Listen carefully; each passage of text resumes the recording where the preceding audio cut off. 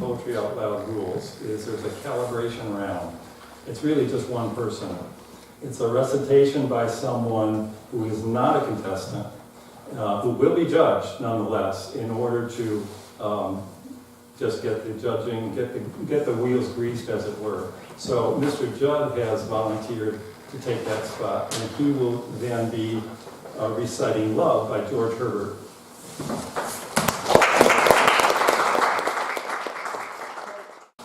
Love by George Herbert. Love bade me welcome, yet my soul drew back, guilty of dust and sin.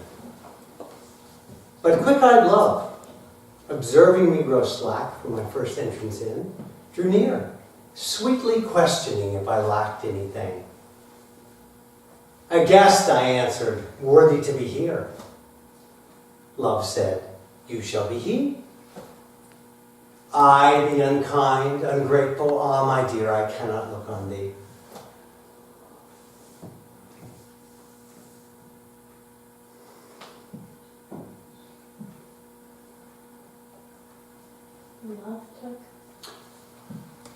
Love took my hand, and smiling did reply, who made the eyes but I?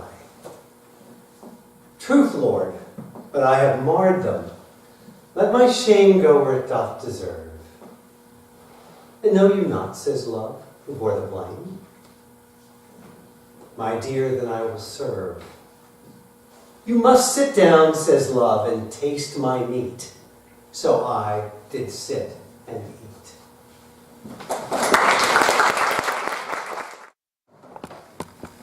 Bright star, would I were steadfast as thou art, not in lone splendor hung aloft the night, and watching with eternal lids apart, like nature's patient, sleepless, are not.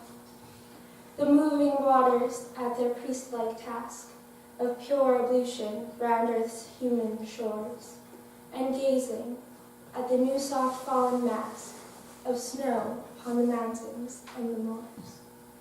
No, still steadfast, still unchangeable, pillowed upon my fair love's ripening breast, to feel forever its soft fall and swell, awake forever in sweet unrest.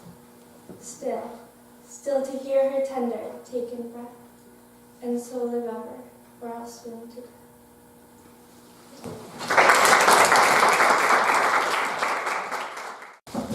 A Boat Beneath a Sunny Sky by Lewis Carroll.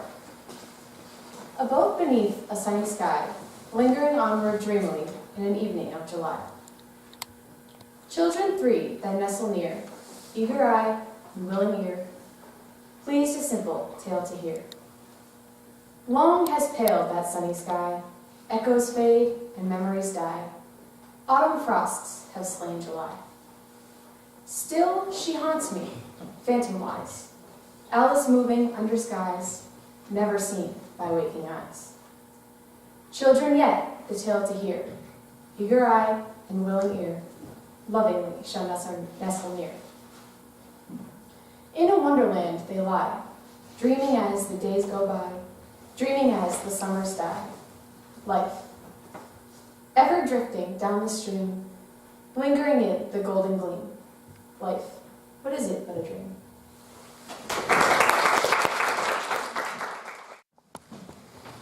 The Ocean by Nathaniel Hawthorne.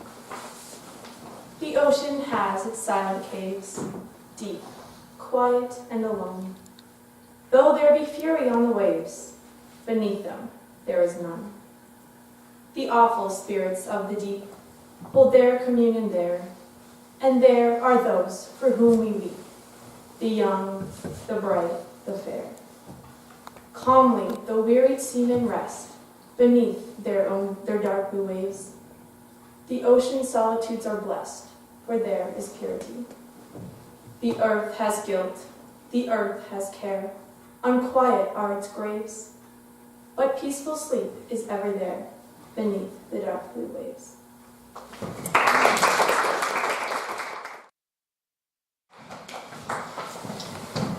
Eating Poetry by Mark Strand. Ink runs from the corners of my mouth. There is no happiness like mine. I have been eating poetry. The librarian does not believe what she sees. Her eyes are sad, and she walks with her hands in her dress. The poems are gone. The light is dim. The dogs are on the basement stairs and coming up. Their eyeballs roll. Their legs burn like brush. The poor librarian begins to stamp her feet and weep. She does not know. When I get on my knees and lick her hand, she screams, "I am a new man." I snarl at her and bark. I romp with joy in the bookish dark.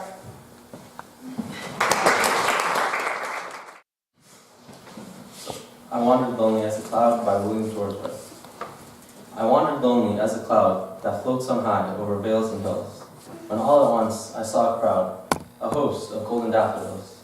Beside the lake, beneath the trees, fluttering and dancing in the breeze.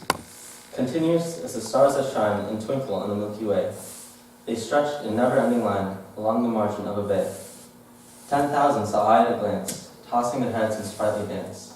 The waves beside them danced, but they outdid the sparkling waves in glee. A poet could not but be gay in such a jocund company. I gazed and gazed, but little thought what wealth to me the show had brought. For oft when on my couch I lie, in vacant or in pensive mood, they flash upon that inward eye, which is the bliss of solitude. And then my heart with pleasure fills and dances with the daffodils. Rocket by Todd Boss. Despite that you wrote your name and number on its fuselage in magic marker, nor your quiet hours at the kitchen table assembling it with glue, nor your choice of paint and lacquer, nor your seemingly equally perfect choice of a seemingly breezeless day for the launch of your ambition, nor the thrill of its swift ignition, nor the heights it streaks, nor the dancing way you chase beneath its dot, across that seemingly endless childhood field, will ever be restored to you by the people in the topmost branches of whose trees, unseen, it may yet, from its plastic shoots on thin white string, still swing.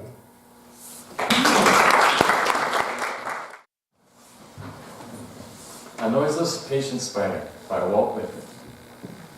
A noiseless patient spider. I marked where on a little promontory it stood, isolated. Marked how to explore the vacant, vast surroundings. It launched forth, out of itself. Ever unreal, filament, filament, filament. Ever unreeling them, ever tirelessly speeding them.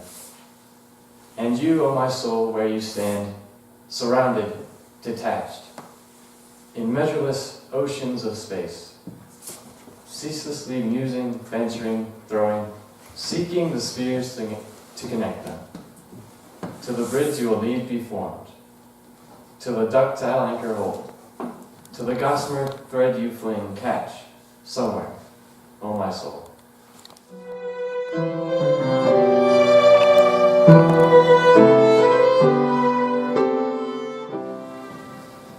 I carry your heart with me, I carry it in my heart, by E.E. Cummings. I carry your heart with me, I carry it in my heart. I'm never without it. Wherever I go, you go, my dear, and whatever is done by me is of your doing, my darling. I fear no fate, for you are my fate, my sweet. I want no world, for darling, you are my world, my true. And it's you are whatever a moon has always meant, and whatever a sun will always sing, is you. Here is the deepest secret nobody knows. Here is the root of the root, and the bud of the bud, and the sky of a tree called life. And it grows higher than soul can hope for, mind can hide. And it's this wonder that's keeping the stars apart. I carry your heart. I carry it in my heart. Thank you.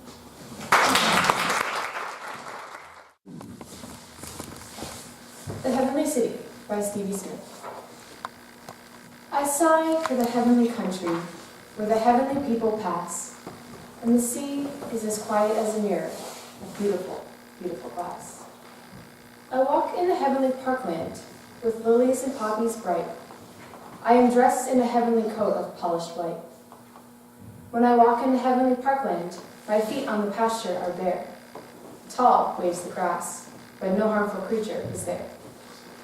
At night I fly over the housetops and stand on the bright moony beams. Gold are all heaven's rivers, and silver her streams. Enough by Susan Morton. I am wearing dark glasses inside the house to match my dark mood.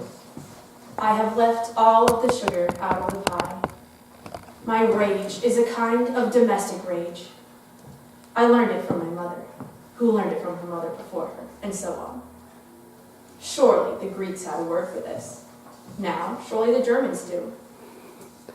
The more words a person knows to describe her private sufferings, the more distantly she can perceive them. I repeat the names of all the cities I've known, and watch an ant drag its crooked shadow home. What does it mean to love the life we've been given, to act well the part that's been cast for us? Wind, light, fire, time. A train whistles through the far hills. One day, I plan to be riding it.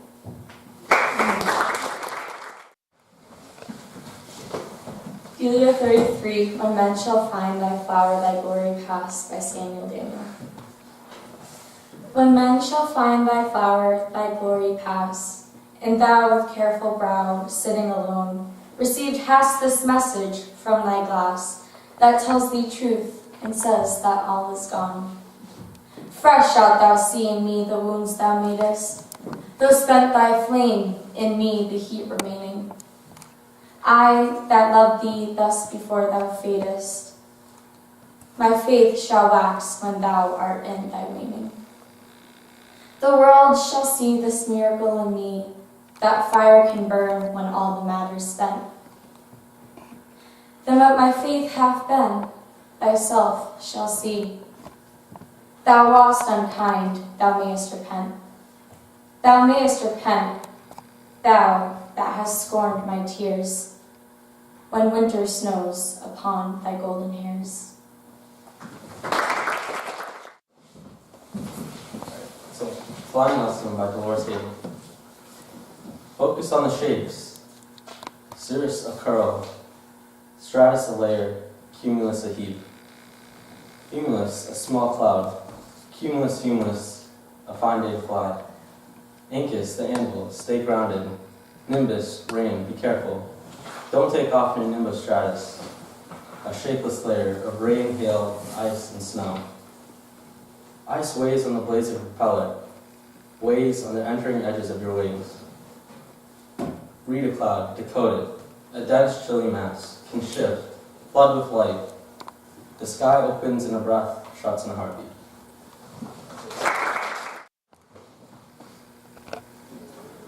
Holy Sonnets. Batter My Heart, Three-Person God, by John Donne. Batter my heart, three-person God, for you as yet but knock, breathe, shine, and seek to mend, that I may rise and stand, or throw me, and bend your force to break, blow, burn, and make me new. I, like an usurped town to another do, labor to admit you, but oh, to no end. Reason, your viceroy in me should defend, but is captived, and is proved weak or untrue. Yet dearly I love you, and would be loved fain, but am betrothed unto your enemy. Divorce me, untie, or break that knot again. Take me to you, imprison me, for I, except you enthrall me, never shall be free, nor ever chaste, except you ravish me. Anecdote of the Jar by Wallace Stevens. I placed a jar in Tennessee, and round it was, upon a hill. It made the slovenly wilderness surround that hill. The wilderness rose up to it, and sprawled around, no longer wild. The jar was round upon the ground, and tall, and of a port in air. It took dominion everywhere. The jar was gray and bare. It did not give a bird or bush, like nothing else in Tennessee. So in third place, with 149 total points, we have our very own Megan Rotley.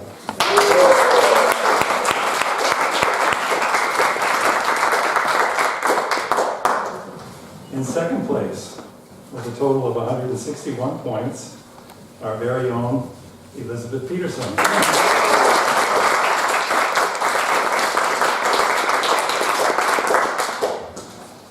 And in first place, with 166 points, our very own Alana Babineau.